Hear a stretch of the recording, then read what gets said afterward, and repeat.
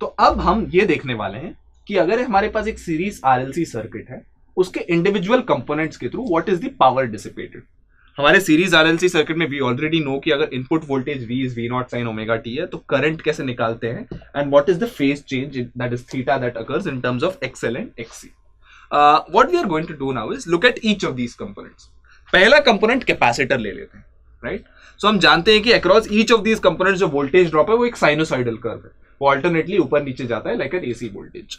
सो capacitor में अगर voltage across that capacitor ऐसा है, राइट, हम जानते हैं कि कैपेसिटर के अक्रॉस जो एनर्जी है वो होती है, में स्टोर्ड जो एनर्जी है वो हाफ CV स्क्वायर होती है। So what will happen is if the voltage increases, यहां से यहां तक उसके अक्रॉस चार्ज भी बढ़ेगी because V increases. So this is a charging phase for the capacitor और इस पॉइंट पे चार्ज मैक्सिमम होगी। Then what will happen is that the energy has to decrease क्योंकि वोल्टेज डिक्रीज हो रही है, मतलब यहां से यहां तक डिस्चार्ज होगी। So this charges here, it discharges here and फिर से यहां पे उस पे जीरो चार्ज आ जाएगा। Now the voltage flows in the opposite direction, so opposite polarity के साथ उसमें चार्जेस आ जाएंगे। सो यहां फिर से चार्ज होगा एंड फिर से डिस्चार्ज होगा। So net net what is happening is एक कंप्लीट साइकिल में चार्ज और डिस्चार्ज तो हो रहा है, but there is no energy being stored in the capacitor. So for a capacitor connected to an AC source, the net energy stored across average energy power जो dissipated है in one cycle, average power for one cycle is going to be zero. Similarly, एक inductor में the energy stored is given as half Li square at any instant. अब inductor just like voltage का graph ऐसा है for capacitor, for an inductor current का graph भी sinusoidal होने वाला है। So there is going to be a point where उस पे एनर्जी स्टोर होने वाली है, but that energy is going to get dissipated when the current changes direction, right? So even in an inductor, अगर AC source है, the net energy stored in an inductor is zero. So capacitor और inductor power dissipate या store करने में बिल्कुल मदद नहीं करते if over a cycle if there is an AC source. So the only thing जो energy dissipation में मदद करता है, power dissipation में contribute करता है, is our resistor. A very important thing to remember, resistor is the only thing which helps in power dissipation.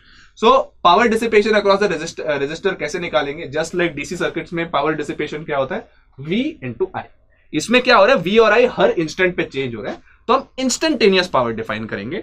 At any instant जो V है वो V0 sin ओमेगा t है, और हमने देखा है कि current through R without any, बस एक यहाँ पे I जो है that is I0 sin omega t minus theta, that's the exact current through R as well because it's in series. So current is I0 sin omega t minus theta.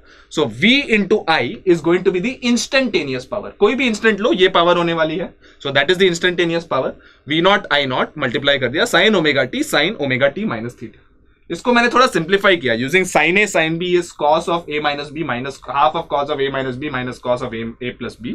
ये बन जाता है V0 I0 by 2 cos of theta, you can do the trigonometry yourself, minus cos of 2 omega t minus theta।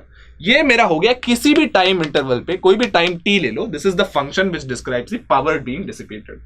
अब हमें अगर average power निकालना है across a cycle, किसी भी क्वांटिटी का हम एवरेज कैसे निकालते हैं? P average is integral 0 to time period P instantaneous dt divided by integral 0 to time period dt।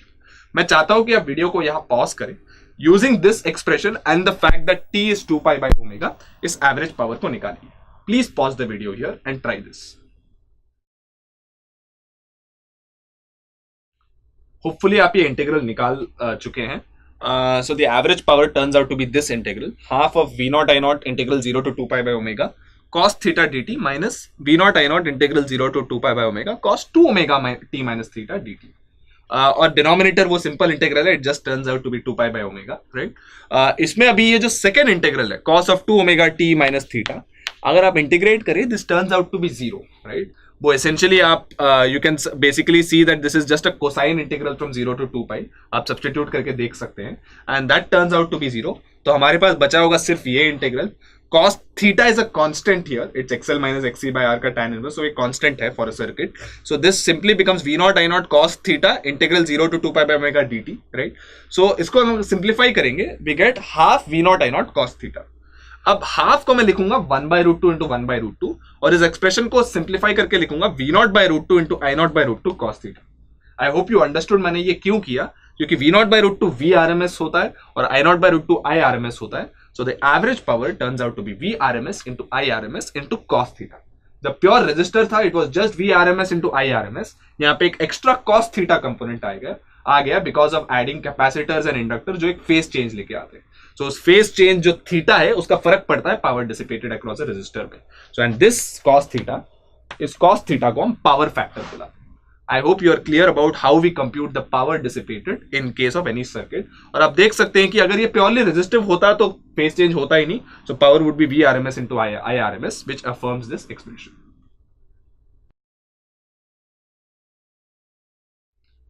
So now अब देखने वाले हैं एक special case in an LCR circuit जिसको हम रेजोनेंस बुलाते हैं. Right, there is something called as resonance जो LCR सर्किट्स में होता है.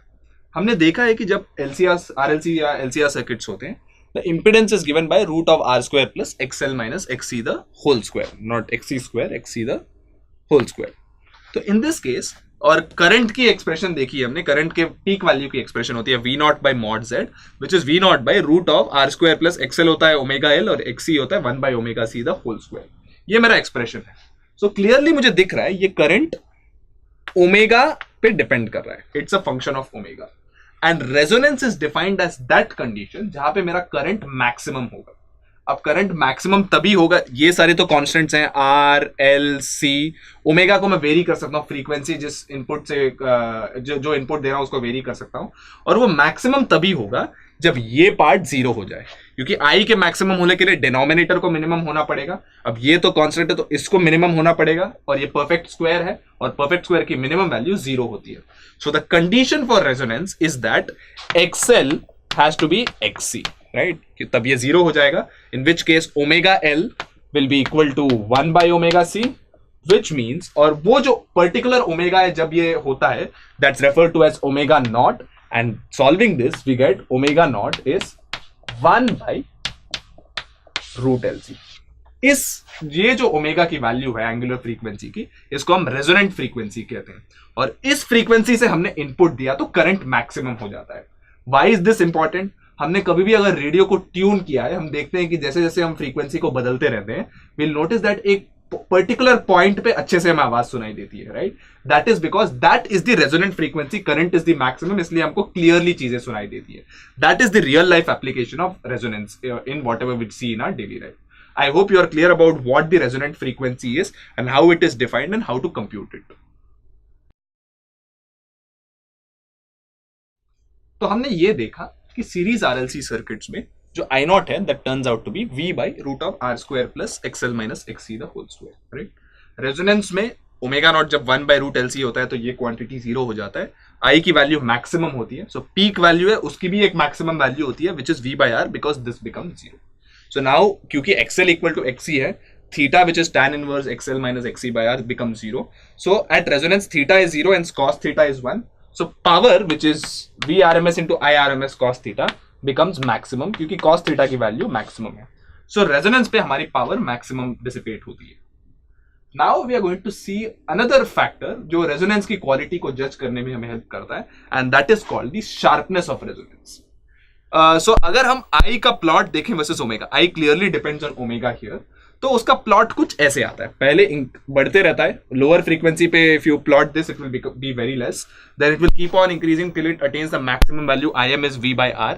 So this is the maximum value, और वो ओमेगा नॉट इस रेजोनेंस पे मैक्सिमम वैल्यू आएगी, राइट, और फिर से घटता रहेगा as we keep on increasing omega. That is the nature of that curve. So now sharpness is basically defined as omega naught by 2 delta omega. ये omega naught तो resonant frequency है, delta omega क्या है? Delta omega basically ऐसे दो points के बीच के frequency का डिफरेंस है जहां पे आई की वैल्यू IM बाई रूट 2 होती है, राइट. ऐसे दो पॉइंट्स आएंगे क्लियरली, उन दोनों पॉइंट्स पे जो भी फ्रीक्वेंसी है उनके बीच का डिफरेंस 2 डेल्टा ओमेगा होता है, और that is basically also referred to as the bandwidth of resonance. ये बहुत फ्रीक्वेंटली सिग्नल्स वाले इसमें हमें सुनाई देता है, बैंडविड्थ ऑफ सिग्नल्स और bandwidth of frequency, that is the difference between these two frequencies. And this omega naught by 2 delta omega is, it turns out to be omega naught L by R. So sharpness of resonance, which basically tells us how sharp this resonance curve is, turns out to be a function of omega naught, the resonant frequency L and R. So I hope you are very clear about how sharpness is defined, which is omega naught L by R. This omega naught L by R is also referred to as the Q factor or the quality factor of this circuit. I hope you are clear about what sharpness is and quality factor are.